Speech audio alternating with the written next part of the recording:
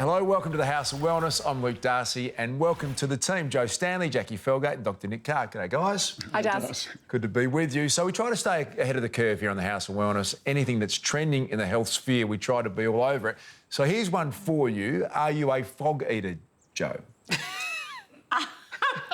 I don't know what that is. I love eating, but I've never heard of fog eating. Is it an acronym? Well, I can jump in here, Joe, because it actually means not paying full attention to what and when and why you're eating. So not being aware of your eating habits, essentially eating in a fog.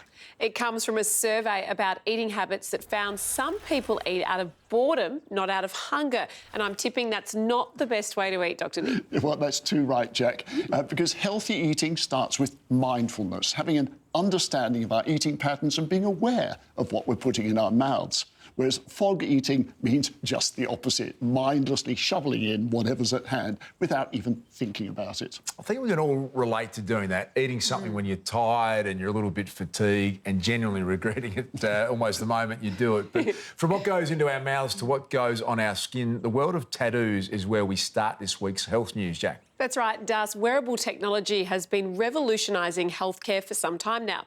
Now, researchers in Texas have developed an electronic temporary tattoo that can monitor blood pressure. The sticker-like tattoo, just like the ones our kids love, is worn on the wrist and provides continuous, highly accurate blood pressure monitoring over long periods of time. How cool is that, Dr. Nick? Well, blood pressure is one of the most important indicators of our heart health. But when you get yours measured at the GP's or hospital, it only reflects that specific moment. And these new e-tattoos will give information about blood pressure and stress levels throughout an entire day. Because is it true, Nick, that some people, when they go to the doctors and they're getting their blood pressure taken, they get really nervous and so it's not really accurate? Yeah, it's what we call white coat syndrome, Joe, even though we don't actually wear white coats anymore. And it means a blood pressure rises due to the anxiety of being in a doctor's office, which is why more continuous monitoring and readings are so important. The team behind the tattoo monitors are now working on making the technology compatible with smartwatches and Bluetooth technology. Hopefully, they'll be ready for mainstream use within the next few years. So, from saving human lives to conserving precious resources, Sweden's largest island, Gotland, has just staged an ugliest lawn competition to promote water conservation. The island is a tourist hotspot in summer, but the massive influx of people puts a major strain on water supplies. So authorities ban residents from watering their lawns, just like they do here during a drought. So, to help sweeten the ban, they launched the ugliest lawn comp to make a brown lawn something to be proud of. How's your lawn? Actually going pretty well, thanks, Jack. A lot of rain and a lot of sun around Melbourne. It's been the perfect storm for that. But it is a great idea, and it doesn't seem that long ago, Joe, that we were living with heavy water restrictions. There were plenty of very brown lawns going on during that drought. Oh, yeah, remember we used to shower over buckets and carry our buckets out to the lawn. But you know what I love about that? Community got behind it and we all did it together. You were so right. The competition winner in Gotland was very proud of his really lousy lawn, which proves beauty really is in the eye of the beholder. And that's also true in the animal world. Zookeepers at Victoria's Werribee Open Range Zoo have started placing mirrors around the animals' habitats to help stimulate their natural behaviours and social interactions. Take a look. So cognitive and intellectual challenges are super important in zoos, as every animal should be given the opportunity to learn and to adjust to their environment, which is something that they would have to be doing in the wild as well. Some species may come across large bodies of water where they may see their reflection in that, and so we try to replicate that with mirrors in captivity. So recently we've been offering the mirrors to our vervet monkeys, our slender-tailed meerkats, orange-bellied parrots, koalas, leopard tortoises and blue-tongued lizards. So we'll introduce the mirrors to each species and we'll pop it in the enclosure, we'll monitor their reactions to it. There are some individuals like the vervet monkeys that have the cognitive ability to recognise themselves in the mirror, so they may interact with it like that. There are some species that are flocking species, so we may see some social interactions with the mirror. Honestly, I love watching the leopard tortoises around the mirrors. I just think they're hilarious. They approach the mirror, they'll touch it, they'll investigate it, and then they'll always leave, but then maybe circle back around just to suss it out once more to see who's in the mirror. Some of the species that aren't social in nature, for example, a lion, we probably wouldn't expose them to their reflection because we may see some aggressive or aversive responses to the mirror. There are many different types of enrichment that we offer, whether it's sensory, cognitive, social, environmental or food-based. Animal welfare and health is always at the priority of all of our programs that we offer. Those tortoises are just like me first thing in the morning because I never recognise myself when I see in the mirror. I know how you feel. Yes, it's a shock.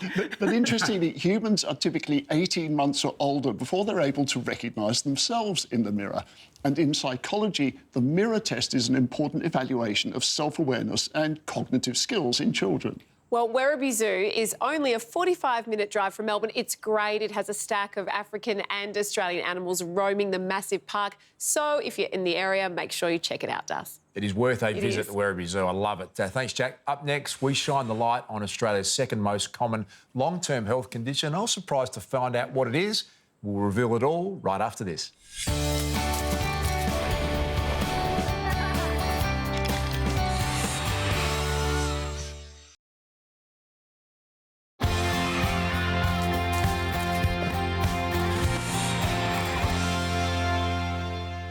So, Dr Nick, here's something that's really shocked me. The 2021 Australian census found arthritis to be the second most reported long-term health condition here after mental health. Does that surprise you too? Well, like a lot of conditions, Jack, many people think of arthritis as something that only affects older people. But actually, most people that have it are between 15 and 60. And amazingly, there are more than 100 different types of arthritis. So, no, those stats actually don't surprise me. Not much gets through past you, Dr Nick. We love our Aussie medical breakthroughs, and researchers in Queensland are doing some great things in this field too. They've discovered that an existing decades-old drug could be repurposed as a new treatment option for arthritis sufferers. And the research is being done by a team at Griffith University on the Gold Coast. And they're looking at a 60-year-old medication that's currently used to treat what's called interstitial cystitis, a type of inflammation of the bladder. Now, the drug pentosane polysulfate could actually help rebuild cartilage, and cartilage is critical for helping joints function normally. And as with so many health issues, the key to fighting and managing arthritis is finding the best treatment options and, of course, early diagnosis, along with smashing the very wrong misconception that you just have to live with it. I still hold records today at my local high school. I played fairly high-grade netball. I was extremely active. I had 3 very active children, and then it sort of just all came crushing down. Tamara Watkins suffered excruciating joint pain for 3 years. So I had some paralysis down into my 2 left fingers, which I still at certain times have today. I have a constant pins and needles sensation. I was a constant nausea. So from where the osteophyte was growing, it was affecting my diaphragm. So it was like a morning sickness all day. The headaches were blinding. It was a circle headache. The muscles around my spine, I would have injections straight into them to release them. It was a battle beyond I ever knew that I could even get through. Tamara was diagnosed with osteoarthritis, a gradual erosion of the cartilage in her joints. She was just 28 years old. You know, just sitting in my surgeon's office and going through all of the, the pros and cons to it, and knowing it was an extremely high death rate, it was an extremely high paralysis rate, but I had to give it a go. They're pushing it out, coming back in nice and slowly. Our joints are generally nice and smooth. That gives us nice flexibility and range of motion. During arthritis, what happens is the integrity of the bone can change, and you can get little outgrowings that then makes it a little bit harder to move. So in the neck, when there might be a spur impinging, that can be really serious because that can impact the spinal cord or the nerves. There are 2 types of arthritis that affects the joints: degenerative, usually found in older people, and inflammatory, that can happen at any age, even in children. Movement is so important in managing arthritis. We often hear that phrase, if you don't move, you lose it. And that is quite true. We've got degeneration happening at the joints. And our joints, we have lots of tendons overlapping them and muscles. So we want to make sure that they stay really healthy and viable to help support our joints. So I think the best treatment for arthritis, depending which type you have, if it is degenerative, working with your allied health practitioner to have manual therapy and also exercise therapy is so important. Inflammatory arthritis, we look at that medication to help support you, plus also manual therapy and exercise therapy. And the exercise is so important because we want to strengthen the areas around the joints that have arthritis. So it provides stability, nice strong muscles and tendons, which offloads the area of pain and dysfunction of the joint. So a combination of stuff is a really, really great way. Plus looking at things like your diet, your sleep and other lifestyle factors is really important. So post-operation, to keep me going again and to get me back out there, my osteopath was my number one. We were doing Pilates, I was seeing her sort of 2 or 3 times a week. And so I think a healthy mind and healthy body all go in together. So it's very, very important that I keep myself mentally healthy. I feel like I've been given a second chance at life. I'm in an amazing place. You know, I never thought that I would be here today under that first diagnosis. I really didn't know what my life was going to be like. Well, Jo, I consider myself very lucky not to live with any kind of pain. I get the odd niggle occasionally, but I can't imagine how debilitating it must be to live with pain and inflammation every day. Oh, absolutely. I'm the same, Das. Very blessed not to be in any kind of pain. Can't get injured sitting on a couch, though. So, but I do know that there are people who live in constant pain, and I can imagine that would be very difficult. There are all kinds of therapies around to help people cope, though. And not so long ago, you and I did the old ice bath, which, not my fondest memory. You saw me, I would say you saw me in a way that not many people have. Das? In a lot of pain, Jo, and I must admit I felt incredibly proud of you that day because you had a go. It wasn't for you, let's be honest, but you did take the plunge. And one of my favourite days, you know that the Dutch extreme athlete Wim Hof, I got to spend a few hours with him, and that was mind-blowing to see what cold water therapy can do for people. He's taken it to the extreme level. I love a cold dip, and I think it can be really great for your health. Well, Das, when it comes to relaxing muscles or letting the body recover, I would rather take a warm spa, a massage, a sauna, one of those sorts of things. And our own muscle man, Luke Hines, agrees. He went on a heat-seeking health mission and landed in a sauna with a twist.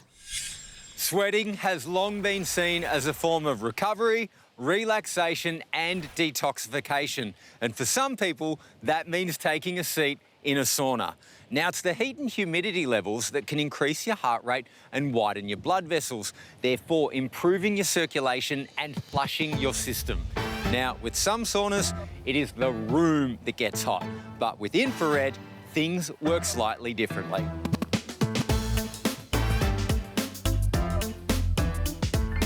Ooh, hello. It's actually quite warm. It is quite warm, You've had it warming up for me. We have. We're almost at 55 degrees. 55 degrees. 55 degrees. Tina, when most people think of a sauna, they imagine the wooden walls, the hot coals, splashing the water, getting the steam. How does an infrared differ? Well, there is no steam or humidity in an infrared, so the air is really comfortable to breathe. You still get very hot and sweaty, but the room's air is very different. Where's the heat coming from?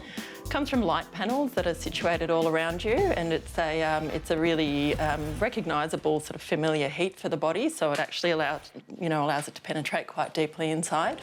That's obviously one of the panels on the roof. No, that's just a colour therapy. The panels are situated in all of these black sort of bits around you down the bottom, and these guys here.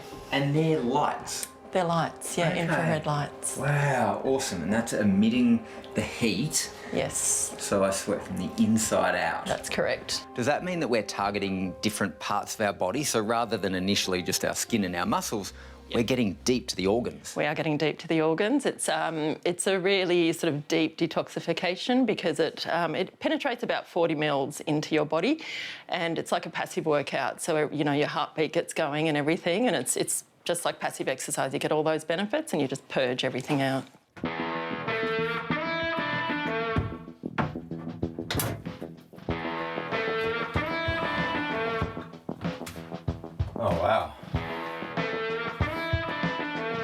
It's hot. What are some of the benefits that people experience when using an infrared sauna? So some of the main benefits are de-stressing. It really takes you from a state of sort of sympathetic drive to a parasympathetic drive, which is from a state of stress to a state of calm, I suppose. And obviously when you're feeling a lot calmer and less stressed, everything works better. But people come for detoxification, they come for stress relief, for weight loss, for pain relief, just general wellness. There's not too many limits. Cold towel time. That felt amazing, but a whole wave of experiences. First, when I got in, I felt quite lethargic and almost like I needed to have a nap in there. And then about midway, when my muscles completely released any tension and my mind became clear, I got like a second wind. And now coming out after 40 minutes, I feel so energized. My muscles and body feel really, really limber. I've had screen-free time, no phone, nothing in front of me, completely feeling energized for the rest of the day. I'm pumped. I can't recommend it more. Heinzie, heating things up there minus the steam. To get the most out of an infrared sauna, the tip is to stay in for 45 minutes. You can work up to it with shorter sessions, but 30 to 45 minutes is the recommended sweet spot. Up next, from a red-hot health hack to a key player behind the annual Big Freeze event that FightMND. We catch up with a House of Wellness favourite, Danaher, right after this.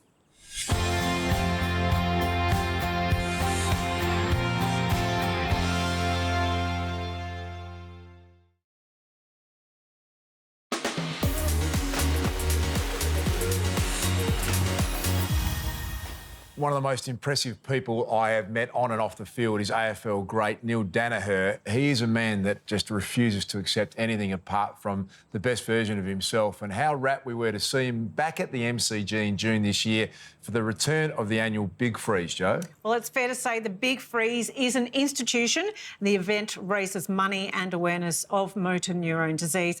Neil has been its public face for almost a decade, and this year his daughter Beck was right by his side at the G and took the microphone on his behalf as he recently lost his ability to speak. MND really is a cruel disease that Neil refers to as the beast. And as the name suggests, the disease affects the motor neurons that control muscles used in things such as talking, walking, breathing and swallowing. And it can start pretty much anywhere, a stumble when walking or dropping things from a weak hand, slurred speech. And it really is one of the cruelest diseases I know because it leaves your mind completely clear while your body shuts down around you. It's just terrible. Together, Neil and Beck spearhead the FightMND movement, which has raised more than $60 million so far for research, support and awareness. And we're happy to report another of their biggest events is back on the road after a couple of years off due to COVID. Yes, Danaher's drive sees a mega convoy of cars carry hundreds of supporters across regional Victoria, and leading the charge, as always, is Neil's devoted daughter, Beck. When I think about what's the most exciting thing about the Danaher's Drive, we talk about the Big Freeze Army, but when we talk about the Danaher's Drive, it's the Danaher Drive family. And we've got these most amazing people that come together. Over a year, they are out fundraising, they're in their communities. They're hoping to achieve $1 million raised through these community fundraisers. And this year's drive is going to be a reunion of all these people. We've had some that have come on every single drive, some that are coming for the first time this year. And the love and affection and camaraderie in that room is so special. So when I think about the drive, it's the atmosphere that makes it so special. It's the people's just vibrance and wanting to do good things for people that are suffering. The love in the room is just, gives me goosebumps. So for us as a family, I think MND has never been so real for us, which is such an ironic thing to say because he's had it for so long, but we've been very blessed that his progression has been a lot slower than what so many other people out there go through. But he has lost his ability to speak, so it's challenging. He's my funny, witty dad, and to not have that it's really difficult, but for us it's always about focusing on the positive side of things, Dad talks about, our last greatest freedom. Everything can be taken away from you, your wealth, your health, your reputation, but what can't be taken away from you is your attitude and how you choose your own way. So our attitude as a family is that we're going to have fun. We are going to spend every moment together. Every moment is a blessing. I got to put my first baby in his lap just 9 months ago, and that was something I never thought I would have. So how amazing is that? How incredible is that? Yes, it can be really difficult, but bugger it, we're going to have fun and just enjoy every single moment we have with him. Truly is remarkable, Neil Danaher's legacy, and Danaher's Drive has raised a staggering $10 million since it first began, and they're looking to add at least another $2.5 million from this year's event. Jack. From an AFL legend to rugby league's rising stars of the future, NRL is the game of choice for many people on the East Coast, especially those in New South Wales and Queensland. Now the game is about to get a whole new league of amazing young players. It's all thanks to a Queensland group called the Ginger Cloud Foundation, where kids with all kinds of disabilities experience the thrill of playing rugby. And we know that physical exercise benefits everyone's mental health, but it's especially good for those with special needs. And some of these kids find social interactions especially tough.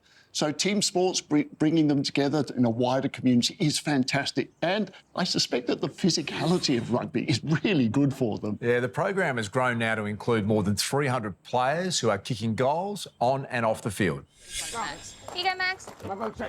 Our son Max is now 17, and Max was totally non-verbal till he was 7.5, 8. And as a result of that, it was very difficult to make friends. We were very isolated. If you speak to many families of kids with disabilities, isolation is a big thing.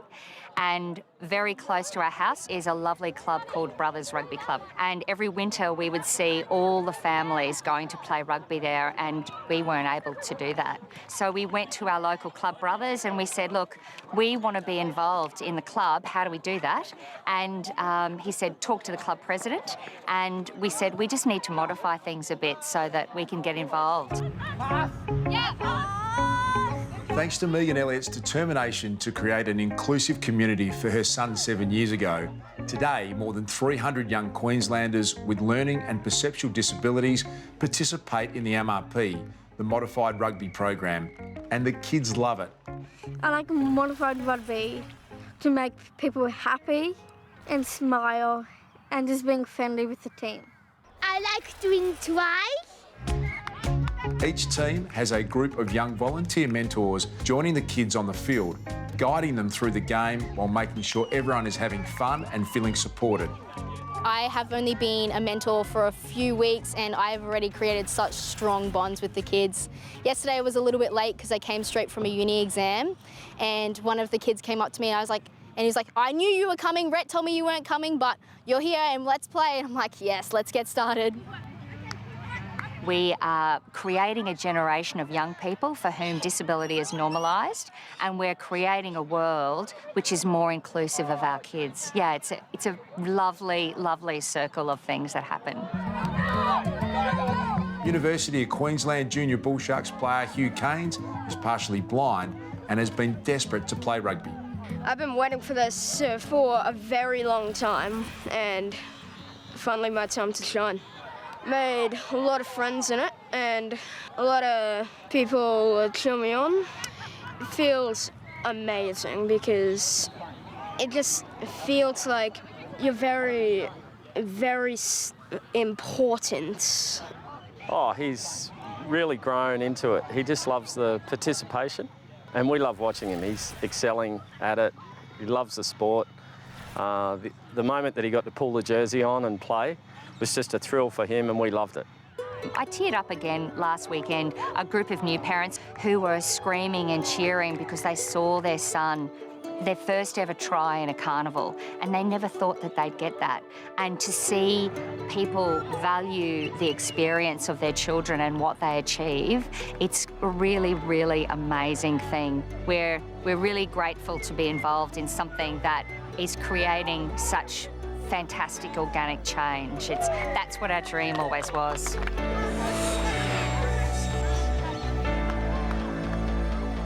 Go East Tigers!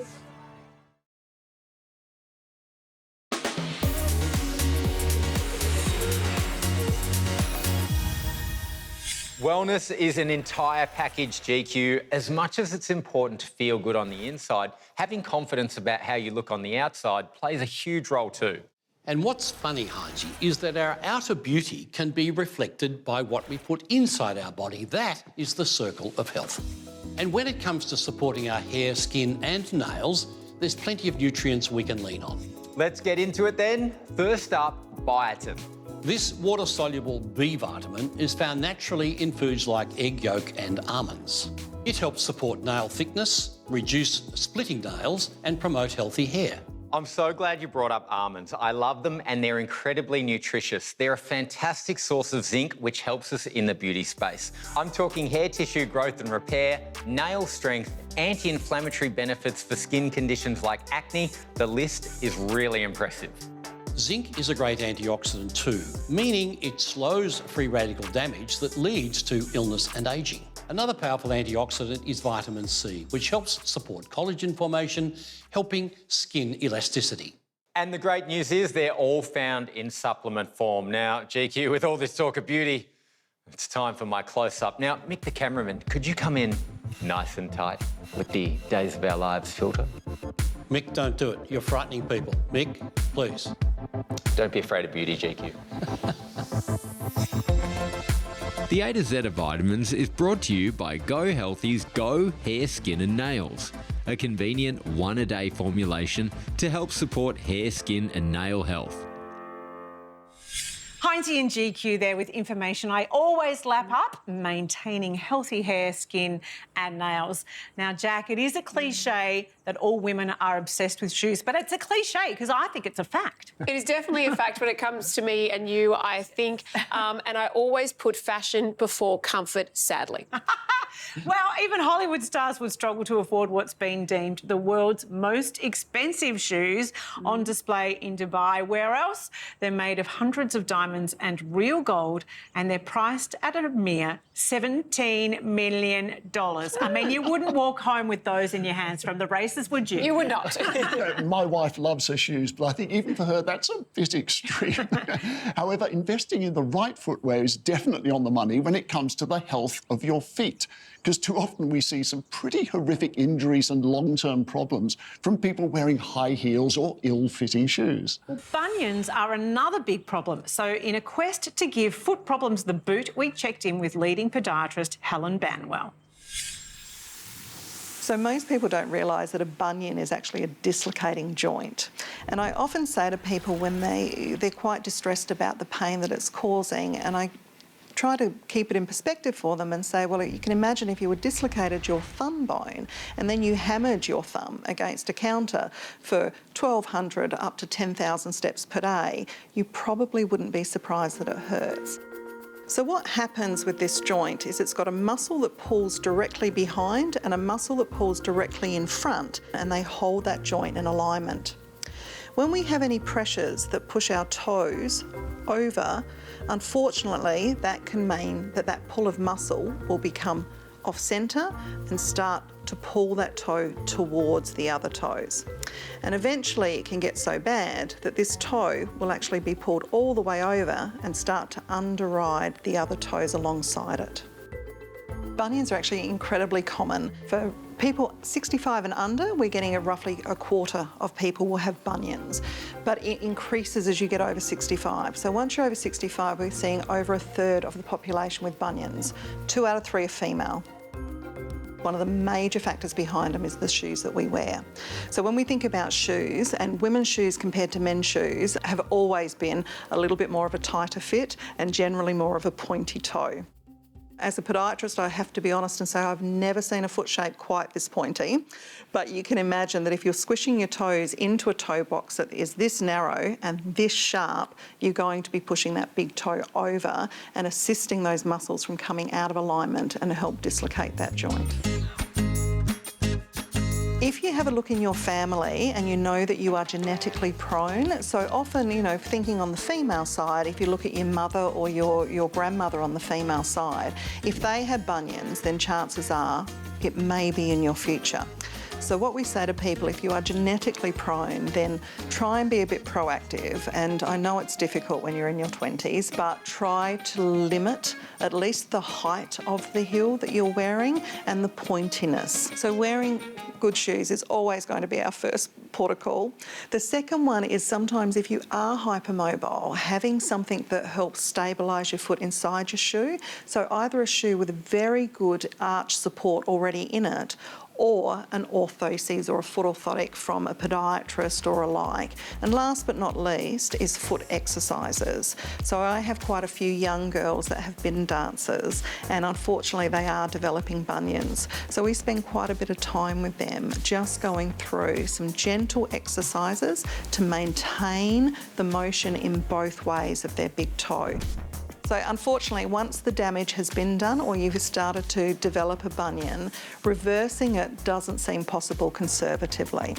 So the best that we can do is slow the development down or cease the development of the bunion further.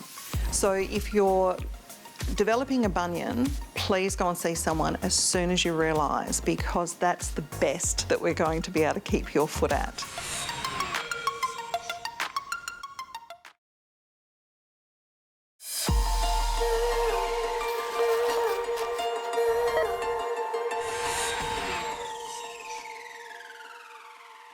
Well, someone we love seeing on our screens and around the Channel 7 corridors is Sunrise host David Koch. Look, Koshy does head up the wrong AFL team. I'll put that beside the point. But he's a seasoned presenter, always up for some banter, and his trademark dad jokes, of course, which, of course, you love too, Nick, I I'm do sure. love a good dad joke. And it's so refreshing and helpful to us health professionals when a celebrity opens up about their own health complaints. We saw more men get their heart health checked after Shane Warne passed so unexpectedly. And Olivia Newton-John left an incredible legacy for breast cancer awareness and research. Well, earlier this year, Koshy revealed live on air his shock diagnosis of a disease that almost left him blind. It's glaucoma, which is the leading cause of irreversible blindness worldwide. I just came in to get a new set of glasses, right here, actually. And they said, oh, we've got an optometrist on site. Why don't you get an eye check? I pretty regularly got my eyes checked every couple of years. I got one hell of a shock when the optometrist said, you know, you really should see a specialist because you've got glaucoma. After wearing the same prescription glasses for almost 30 years, hearing the G word hit Koshy for 6.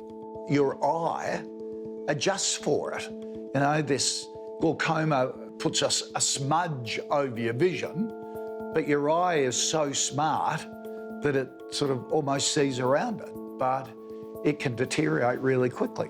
She recommended me to a specialist at St Vincent's who said, mate, thank your lucky stars that this was caught when it did, because the pressure is really high in your eyes and it would start deteriorating pretty quickly. Let me know if it's too bright anytime. To have the extra test, you look into this sort of white cavern and you try and identify little pinpricks of light. All of a sudden, you can see this smudge across your eyesight that you'd never seen before in everyday life. So it really is worth getting a whole lot done on a regular basis. Don't be fooled like me, thinking, oh, my eyesight hasn't changed, I've got great eyes, when in fact it was sort of an insidious deterioration that I had no idea about. And blink normally. While everyone is at risk of glaucoma, what most people don't know is that it runs in families. I knew my grandfather had glaucoma. Subsequently, I found out when I told my mum, she goes, oh, yeah, your father had a bit of glaucoma at the same time. So I've actually made it a purpose to tell all my kids that I've got glaucoma. Often eyesight, I think, gets a bit left behind. So if we can elevate that message to bring it front of mind, and particularly if you wear glasses, when you're looking for a new pair, get your eyes checked, but get them checked properly. It can save you in the end, and gee, losing your sight, that's a big price to pay for convenience. Well, Jack, nothing makes me happier than us celebrating female sports stars, and former Australian Diamonds netballer April Branley is an absolute legend of the game. The star defender took some time off to welcome a gorgeous baby boy named Clay in 2020. Seeing as April played the 2019 semi-final 16 weeks pregnant, would you believe it? It's no surprise her break was short-lived. What an incredible effort that is, Jack, and she's back with a vengeance now, wearing the orange, black and white of the Greater Western Sydney Giants. So who better to take on our 60-second slam than a sports star known for slamming the world competition? Oh, definitely breakfast. I think in Queenstown we did the giant swing. We kind of launch off over Queenstown. That was very scary. A little bit silly. Teleportation for sure. Salt and vinegar chips. Oh, Beyonce, anything Beyonce. Oh, gosh. I don't even know. I was going to say blessed, but that's just, I don't know, that sounds so silly. Hashtag blessed. Undies. That's important. I have no idea. Dichotomy. I don't even know. Oh, the Taria Pit book's amazing. Yep. Hiking. Oh, that's a tough one. I don't know. I've always wanted to bungee jump, but I'm too scared. Like Mexican tacos. Easy. My baby. My little boy.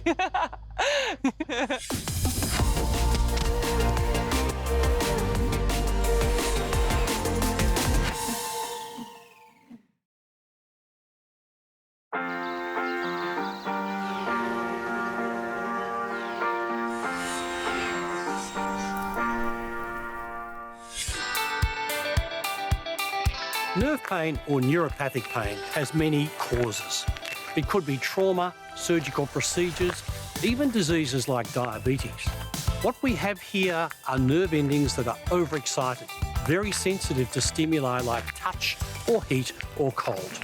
In people with diabetes, tablets of vitamin B12 that dissolve in the mouth are very useful. For others, high-potency turmeric. Lipoic acid 400 milligram twice a day after food can settle those overexcited nerve endings. Interestingly, we don't know how these nutrients actually work, but importantly, they can make a difference. Another health issue involving nerves is carpal tunnel syndrome. The carpal tunnel is the area on the palm side of your wrist. Inside there are ligaments and two sensory nerves. The nerves control the movement of your fingers and of your wrist. Carpal tunnel syndrome develops when swelling occurs inside that tunnel, putting pressure on the nerves, resulting in intense pain, numbing and tingling. Interestingly, it's more common in middle-aged women. But the best treatments are the anti-inflammatories like turmeric and reducing fluid inside the tunnel using celery or vitamin B6. And of course, sometimes we experience health issues with our hands and our feet that don't involve nerves. A fungal infection can sometimes arise in the nails of the fingers or the toes. Luckily, a non-toxic, naturally occurring substance has been developed here right in Australia. Amicot from the blue-green algae is an effective antifungal that penetrates the nail to treat the invading fungus, and no filing is needed. It's not a simple and easy option. It takes time. So regular treatment twice a day for up to 3 months is needed to get your nails back to normal. And of course, if symptoms persist, see your health professional and they'll give you the best advice. And most importantly, be well, live well, stay well. Wow, some of those images of damaged feet from podiatrist Helen Bamwell are seriously disturbing, Jack. Look, Darcy, that is the price that you have to pay for fashion. Well, I love a good sneaker, Jack, but here's something for anyone who spends a lot of time on their feet working long hours. Monash Uni and Blundstone have invented an intelligent boot with high-tech features that monitor posture, weight load and high pressure points info that you can then access on your smartphone. It's all done by sensors that analyse the feet in real time, so these boots predict any potential issues before they happen. And the comfort factor alone is brilliant. And it's such a clever idea. And in fact, the researchers designed the boot to specifically meet the needs of the healthcare workforce, who are constantly on their feet, except for me in general practice, I'm sitting down.